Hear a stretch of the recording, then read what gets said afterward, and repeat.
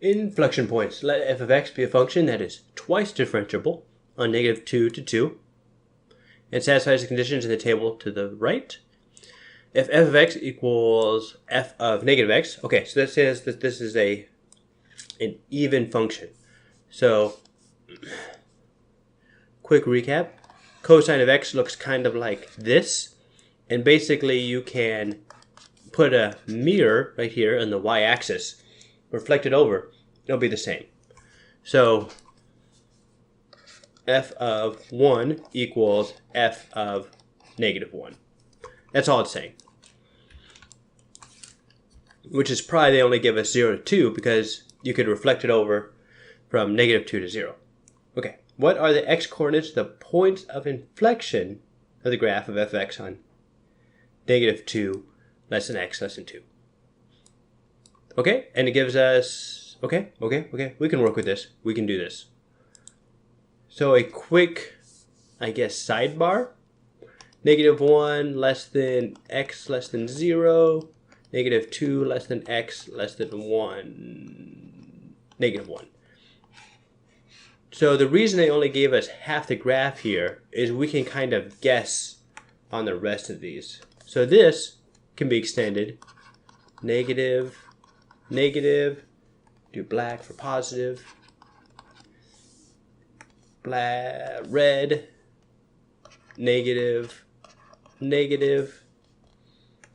black for positive. Okay, so no, it looks messy, but just as a visual here, for this graph, we can, if this is the y-axis, x equals 0, you can mirror the values from the right side onto the left side.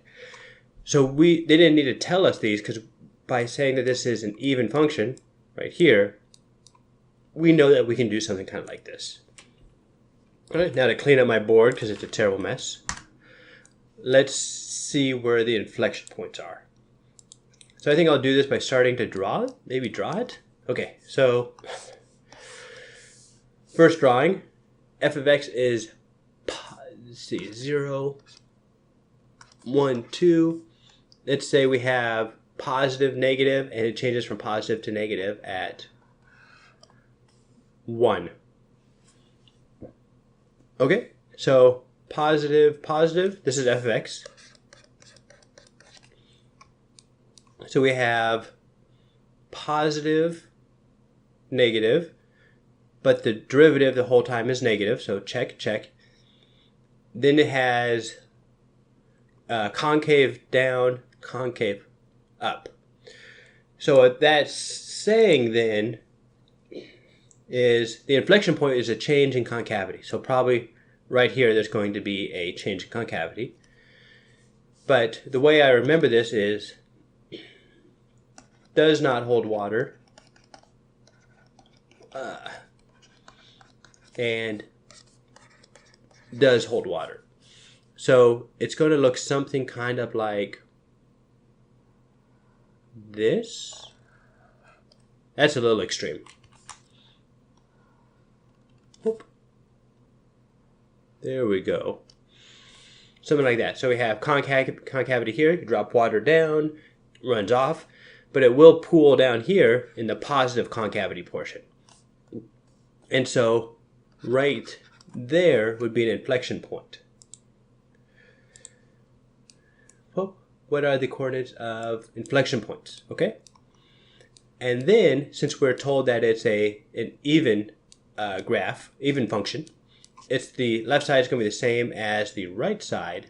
So you're also going to get something like that over here, where this is -1, this is -2.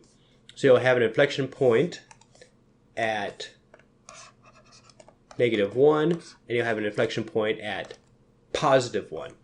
And that's how you would, yep, even possible answers.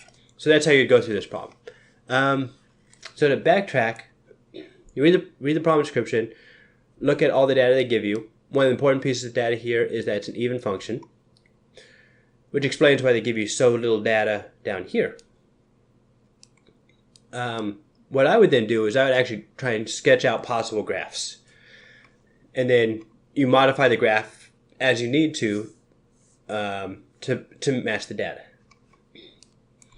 And then, and then you just analyze the graph that you drew that matches all the required data in the table. Then you look at the possible answers, choose the best one, move on from there. And that is how you do inflection points with given set of data.